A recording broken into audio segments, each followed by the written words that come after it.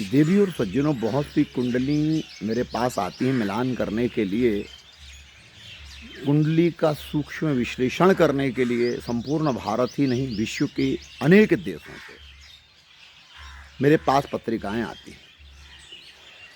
तो अभी हाल में ही एक पत्रिका आई है, जो कोई पंडित जी, मैं नाम नहीं बताऊंगा उनका,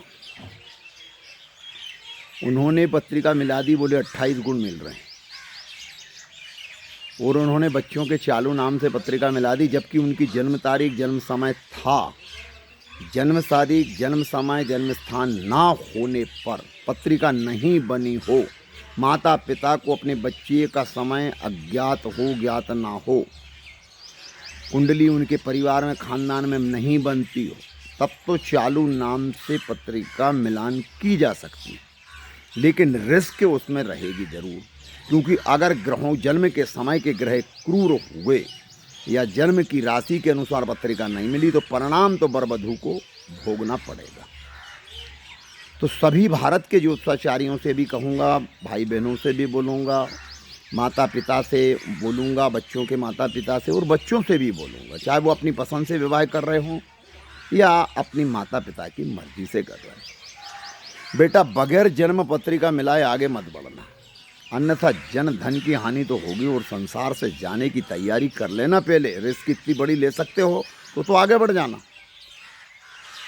चालू नाम से पत्रिका मिलाना ऐसा है कि एक तरफ कुआं है और दूसरी तरफ खाई है। कुएं में भी गिर सकते हो, पीछे खाई में भी गिर सकते हो। बचने की संभावना तो नगण्य है, ना के बराबर। कोई कर्म, शुभ कर्म आड़े आ जाएं तो बच जाओगे, अन्यथा जाना तो। दूसरी बात, षडाष्टक योग की मैं बात कर रहा हूँ कि अगर एक की राशि तुला है, दूसरे की राशि मीन है, ये मृत्यु षडाष्टक है। बहुत से पंडितों को भी नहीं मालूम, ज्योतिषाचार्यों को भी नहीं मालूम, जो नए नए ज्योतिषाचारी हैं, जो वाकई में ज्योतिषाचारी हैं, जिन्होंने अध्ययन किया है, गुरुकुल में भी पढ़े हैं, ज्योतिष का विषय भी उनका रहा है और पैतृक भी उनका ये सत्कर्म रहा है, पूर्वजों का आशीर्वाद रहा, इष्ट सिद्ध है उनका, वो तो सटीक भविष्यवाणी करते हैं। मेरे जैसे भारत में अनेक ज्योतिषाचारी।